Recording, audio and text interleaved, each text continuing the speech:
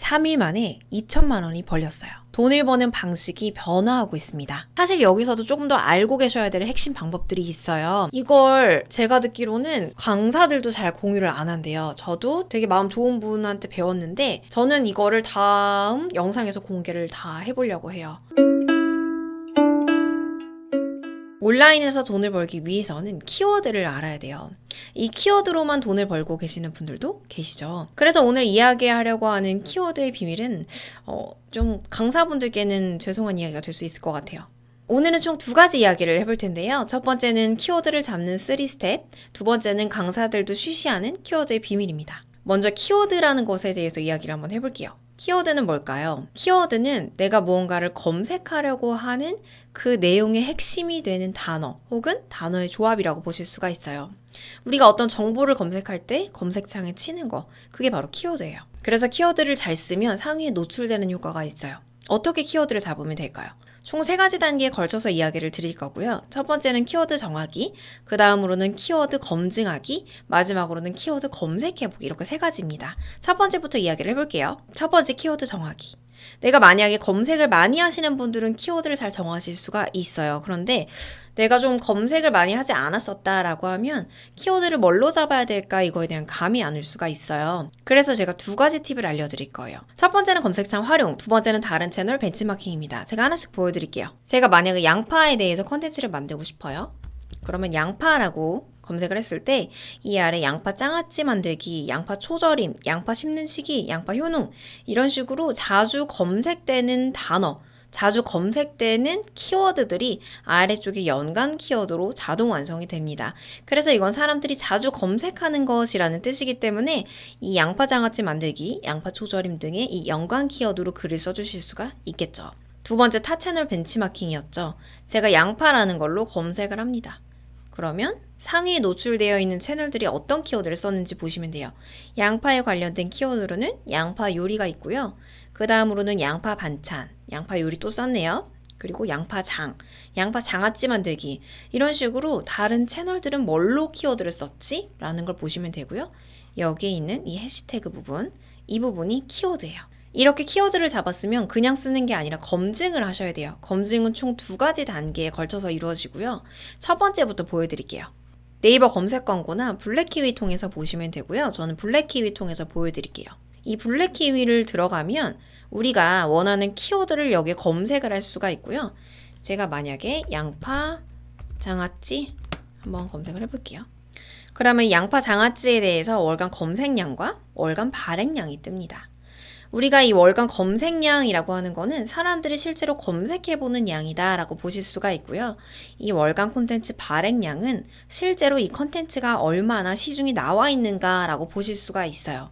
그러니까 이건 사람들이 얼마나 찾느냐, 이건 얼마나 시중에 풀려 있느냐예요. 그러면 당연히 이 발행량 대비 검색량이 많을수록 좋은 키워드다라고 볼 수가 있어요. 왜냐면 사람들이 많이 찾기는 하는데 그거 대비해서 시중에 많이 나와 있지 않다라는 거죠.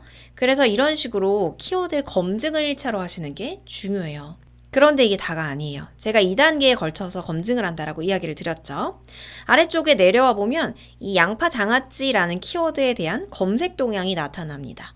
4월에서 7월 그리고 8월 사이, 이 사이에 검색 동향이 많이 치솟죠.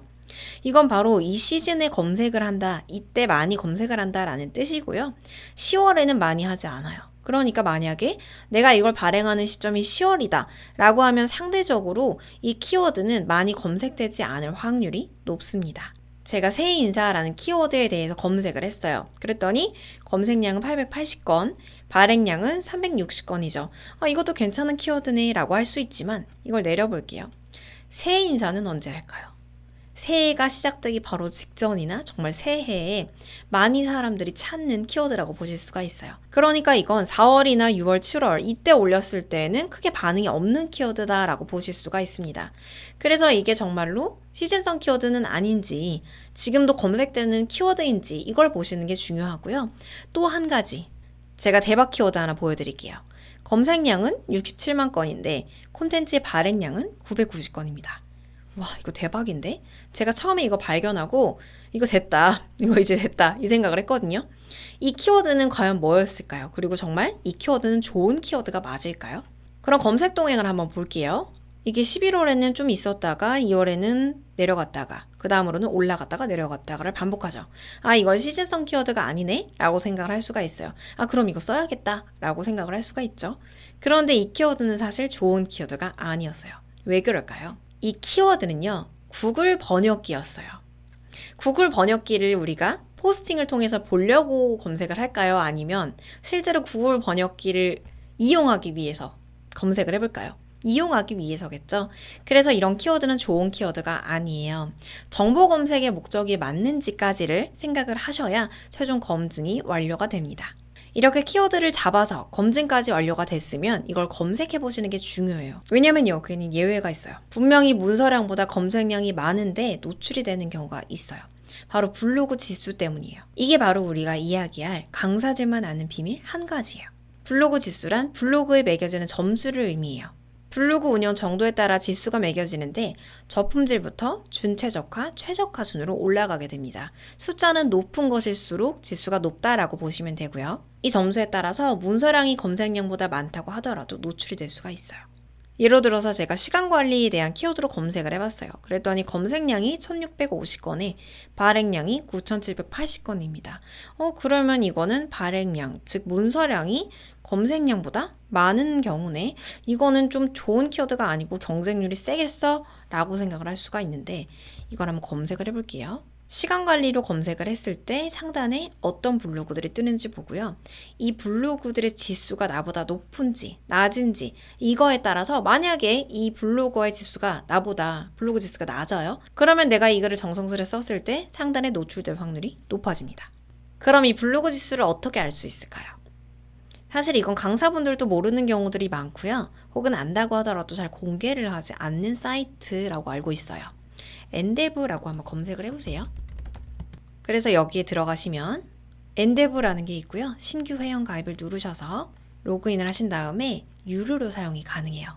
유료 결제를 하면 그 블로그에 대한 모든 정보가 나오게 됩니다. 그래서 이 지수가 얼마다, 준최라는 뜻은 최적화에 준하는 이라는 뜻으로 어느 정도 상위 노출이 가능하다라고 보시면 될 것 같고요. 블로그 생성일부터 주제, 운영기간 이런 걸 포함해서 이 글의 주제 점수, 컨텐츠 점수, 종합 점수에 한하여 지수가 매겨지게 됩니다. 그런데 이게 어떻게 주제를 써야 되느냐, 어떻게 컨텐츠가 만들어져야 되느냐, 어떤 기준으로 이 점수가 나오게 되느냐 라는 것에 대해서는 공식적으로 알려진 바가 없어요.